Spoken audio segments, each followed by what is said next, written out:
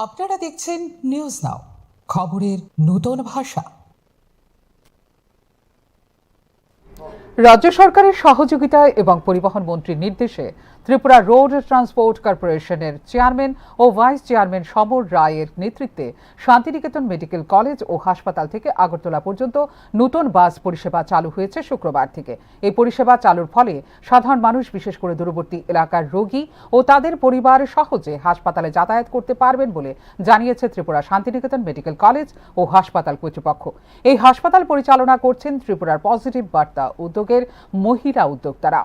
তারা এই নতুন পরিবহন সুবিধা চালু হওয়ায় আনন্দ ও কৃতজ্ঞতা প্রকাশ করেছেন বলে জানিয়েছে ত্রিপুরা শান্তিনিকেতন মেডিকেল কলেজ ও হাসপাতাল কর্তৃপক্ষ। এই বাস পরিষেবা চালু হওয়ার ফলে ত্রিপুরার গরিব ও প্রান্তিক মানুষের জন্য চিকিৎসা নেওয়া আরও সহজ হবে।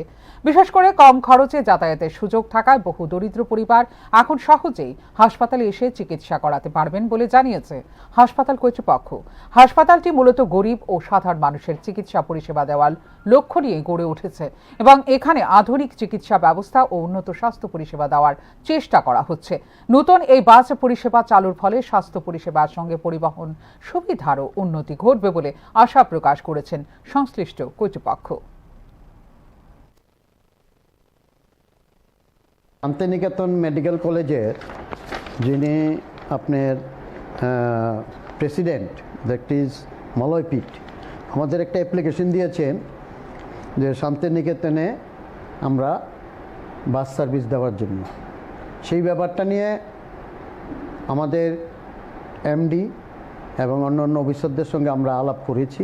ইতিমধ্যে আমরা শান্তিনিকেতন মেডিকেল কলেজের আমাদের রাজ্যের জনপ্রিয় মুখ্যমন্ত্রী মানিক সাহা, ওনার সহায়তায় এই রাজ্যের রোগীদের স্বাস্থ্য পরিষেবার ক্ষেত্রে উনি বিভিন্নভাবে পদক্ষেপ গ্রহণ করছেন, আপনারা জানেন। এবং এই রাজ্যের যারা দুস্থ মানুষ মেডিকেল পরিষেবা পেতে খুব কষ্ট হয়, সেখানে 10 টাকার বিনিময়ে তারা যে ব্যবস্থা নিয়েছে তার জন্য প্রথমে রাজ্যের মুখ্যমন্ত্রীকে আমি ধন্যবাদ জানাই এবং কৃতজ্ঞতা প্রকাশ করছি। তাছাড়া আমরা পরিবহন নিগমের বাস পার্মানেন্টলি দেওয়ার ক্ষেত্রে আমরা 15 দিনের একটা ট্রায়াল দেব। এটা গতকালকে থেকে শুরু হয়েছে, আরে গত পরশু থেকে শুরু হয়েছে। কালকে বন্ধ গিয়েছিল, আজকেও যাবে। সেভাবে আমরা দেখব, কারণ আমরা স্থির করেছি যে সকাল 7:40 বটতলা থেকে আমাদের Ranikhamar, that is Santiniketan medical college যাবে এবং সেখান থেকে আমরা আবার 8:15 আমরা সেখান থেকে আবার ছেড়ে আসব। সেকেন্ড ট্রিপ যাবে আমাদের 10:45 বটতলা থেকে নাগেরজলা হয়ে আমাদের শান্তিনিকেতন মেডিকেল কলেজ যাবে। পরে সেখান থেকে আবার ঘুরে আসবে, ব্যাক করবে 11:30 আর এখানে আসে পৌঁছবে 12:30।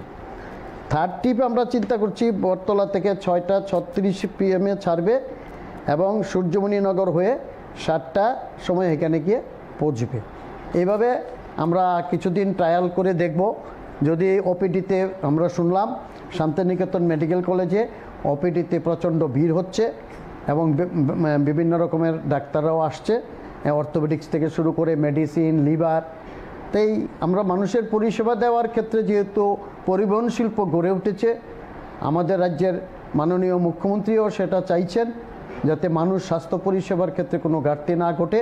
তো সেটাকে সামনে রেখে আমরা এই ট্রায়াল করে আগামী দিনে যদি দেখি সেখানে ভালো পরিমাণে আমাদের যাত্রীরা যাতায়াত করে, তাহলে পার্মানেন্টলি আমরা শান্তিনিকেতন মেডিকেল কলেজে আগরতলা থেকে আমরা বাস পরিষেবা দেব।